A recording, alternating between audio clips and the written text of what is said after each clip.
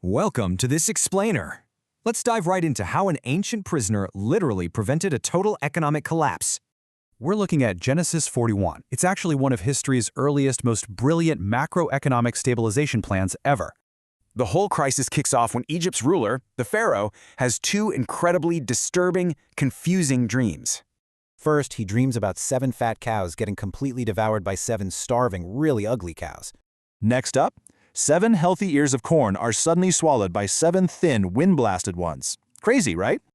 You'd think Pharaoh's top experts could figure it out, but nope, they were totally stumped. He was desperate. But then, the chief butler remembers this young Hebrew servant down in the dungeon who interpreted dreams perfectly. So Joseph is yanked from prison, gets a quick shave, changes clothes, and boom, he's standing before Pharaoh. Joseph completely downplays his own abilities here. He humbly says the interpretation actually comes straight from God.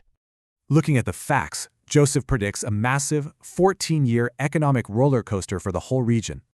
He forecasts 7 years of extreme plenty, followed instantly by 7 years of absolutely gripping famine. The terrifying part? This upcoming economic bust will be so incredibly brutal, it'll completely erase the boom.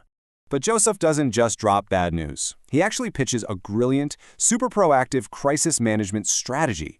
He lays out this clear, 4-step mitigation plan so they can survive the devastating agricultural disaster ahead. The core of this strategy was simple but totally revolutionary. Tax and safely store exactly 20%. Saving 20% during the good times? That is literally a foundational personal finance lesson even today.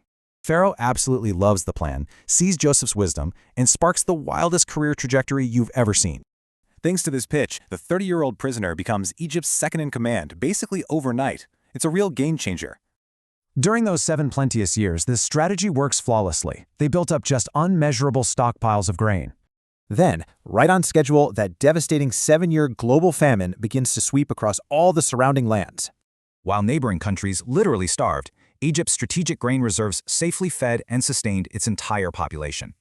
So ultimately, this 20% solution didn't just save the Egyptian people, it honestly fed the world. So, when your own personal economic winter hits, will your 20% be enough to save you?